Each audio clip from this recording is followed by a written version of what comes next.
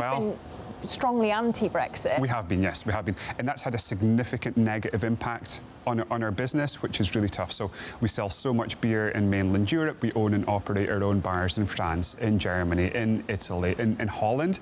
And just getting our beer to those bars is now significantly more expensive, significantly more difficult. Getting beer to our customers in Europe has been significantly more difficult as well. So for me, it's just massively handicapped UK companies that do business in Europe with zero benefit at all. I think it's been tragic for UK business, and I think a lot of the economic issues the UK is facing over the last 12 to 24 months, more inflation than other places, harder to do business, is as a result of the catastrophic decision to leave the EU and just really cripple businesses in the UK for no reason at all. So you're taking a clear stance on Brexit. What is your stance on Scottish independence? On Scottish independence, I am not sure, because I think there's so many details and so many questions that would need to be answered. What's the implications for European Union? And there's not enough information there to make an informed decision there, but very anti-Brexit. And like I said, it's affected our ability to employ people. It's affected our ability to invest. We've still grown, but we could have grown more significantly had it not been for Brexit. And I just think it's crazy the government chose to handicap UK businesses that significantly at this time. Has it affected where you choose to invest? It's 100% affected not only where we choose to invest, but where we can invest. So, for instance, if it hadn't been Brexit, we would have been able to grow our European sales more.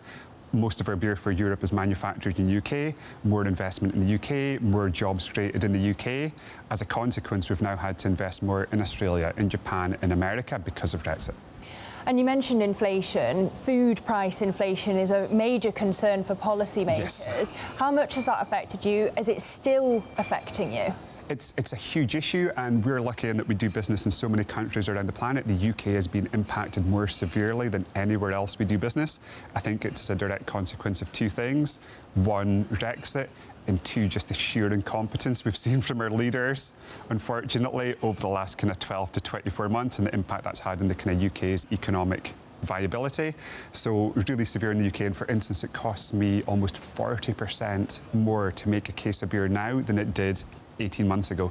Now, that's at a time the consumer's got less disposable income to spend, so we've had to absorb the vast majority of that kind of cost increase, which has made things kind of really challenging, and we've just got to kind of find that margin through efficiencies within our own business. Does that include pay cuts, not as big pay rises as people would want? No, we continue to invest in our people, so we had a kind of pay increase across the board at the start of January, so we continue to invest in our people. But in line with inflation? Not quite in line with inflation, but the most we could afford at the time. It was 6% across the business. Do you see that inflation easing? I see it easing slightly from a point that was very dangerous and difficult, but not easing to a point where any business could feel safe or comfortable or confident to invest in the future at the moment. And in general, because you work not just in Britain, but as you say, across the world, is your view that Britain is open for business?